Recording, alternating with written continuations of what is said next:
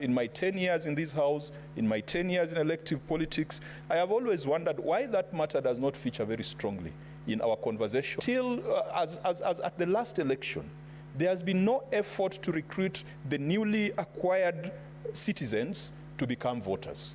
And then we are going to have a stampede, a few months to elections. We are going to have campaigns, very expensive campaigns, a few months to elections to onboard the young people as voters. Madam Speaker, how I wish, as we try to come up with national consensus on various matters, we could come up with that consensus that the national identity card is sufficient for our young people and for our citizens to participate in the voting exercise. Secondly, Madam Speaker, it would be important for purposes of national security and sovereignty to ring-fence our elections from foreign influence. When I looked at the process of tallying of election results at the Bomas of Kenya, I've always asked myself, what is the role and place of diplomats, ambassadors, and high commissioners at the tallying center? Madam Speaker, in the last election at Bomas, the American ambassador was very visible, was very, very visible. Her fingerprints were all over the place. The UK ambassador was all over the place. And when we asked why, we were told that the US and the UK governments were providing technical support to the electoral system and to the electoral process. If there is one exercise that we must completely ring-fence and keep away foreign influence, it is in our elections. Madam Speaker, I read somewhere today that if news can be fake, then history can also be fake.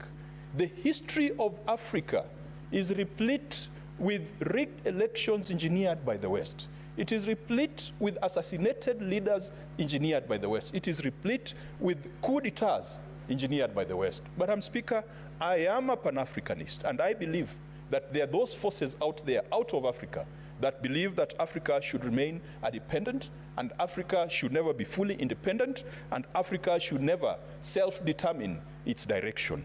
Madam Speaker, we need a law that says that when it comes to the infrastructure, the systems, the processes, everything to do with our electoral system, we shall make it homegrown. And we have no shortage of skills, whether it is a technology. The other day, the CS Treasury was here telling us about e-Citizen, developed by locals. It is handling billions of shillings on a daily basis or on a monthly basis. If we can trust our young people to build a system of that nature, why can't we trust them to build an electoral system so that we do not have to go to foreign countries to get that technology? Madam Speaker, even when it comes to capacity building, it should not go beyond our electoral officers making tours to those countries to see how they do it. But we should not have a situation where you've got a foreign-funded organization being the one offering technical and capacity building for our electoral officials and our electoral systems.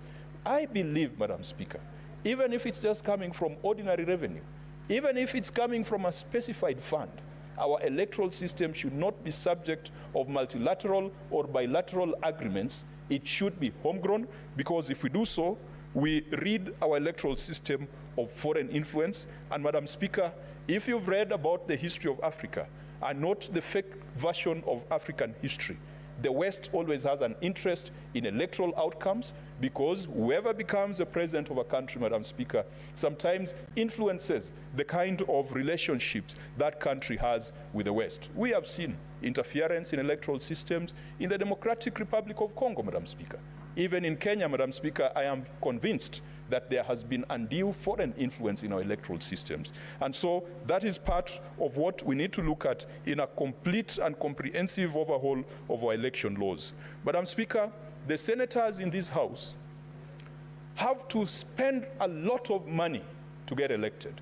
Why? Because we've got an electoral system that has put the responsibility for trust and responsibility of ensuring accuracy of results on the candidate, rather than the commission itself. Madam Speaker, you have heard previously when petitions have been taken to the Supreme Court on presidential election results, where the IEBC, that is mandated to ensure trust, accuracy, and integrity of results, referring to returns of agents of candidates. Madam Speaker, we should not be investing in agents in elections. If we have an independent electoral body that is of the highest integrity and credibility, and it is a very expensive undertaking. Madam Speaker, you can imagine, before election day, 3 days to elections, all of us here as senators, when you're organizing your own campaigns, you need to call your agents to a central place to train them. You call them to a central place to give them the oath of secrecy. You have to keep them in a central place so that they are not poached by your opponents. On election day, they have to be at the polling station. They have to be at the tallying center at night. They have to sit for 3-4 days waiting for the results to come out. Meanwhile, Madam Speaker, you're maintaining them, paying them allowances, giving them airtime, taking care of their food, taking care of their accommodation. Election day expenses of a senator in this House, Madam Speaker, is on average 10 million Kenya shillings. That is if you decide to deploy your agents in a proper manner. Of course, there are some of us who sometimes you find you don't have strong opposition, and then you decide to just ride on existing systems. But where the situation is tight, Madam Speaker, a senator will be required to have 10 million shillings for the 3 days pre and post-election. If you multiply that by the 47 counties, we are looking at an enterprise, Madam Speaker, that is hundreds of millions of shillings. It's actually billions, Madam Speaker, that could have been put to better use. And I've just spoken about the position of the senator. I've not spoken about the woman representative. I've not spoken about the governor. I've not spoken about the president. Madam Speaker, in the American system, it is estimated that political campaigns, and that was about 8 years ago, was costing 16 billion US dollars. 16 billion US dollars on politics. And that was more than the budget of half the American states. If you look at our expenses when it comes to elections, Madam Speaker, it is money that could have been directed to other places, but we spend it because we have no trust, because we have an electoral body that has not demonstrated integrity.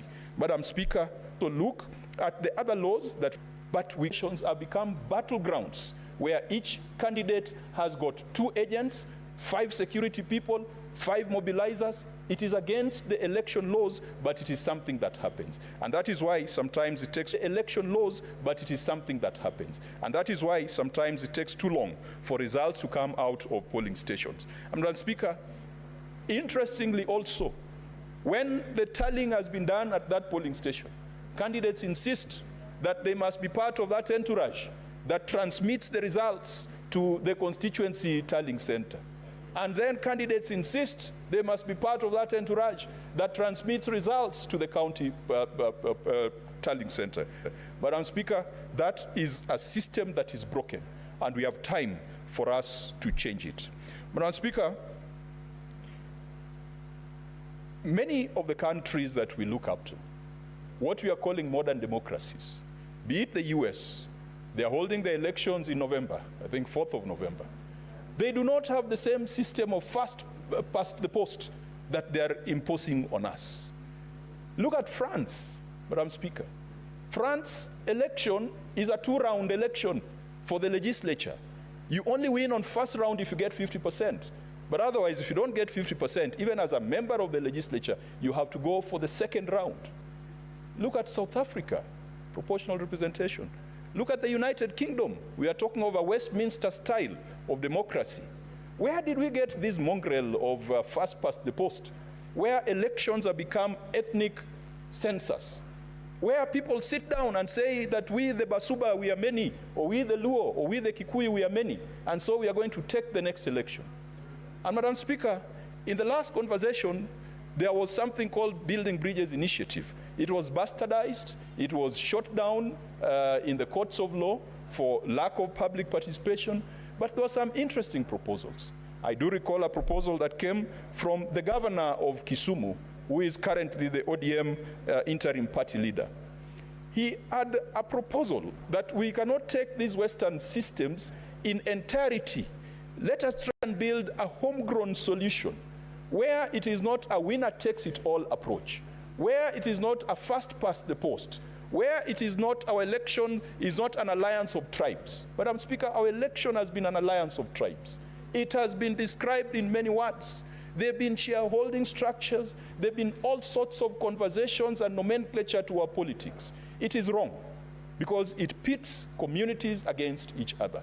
It pits tribes against each other.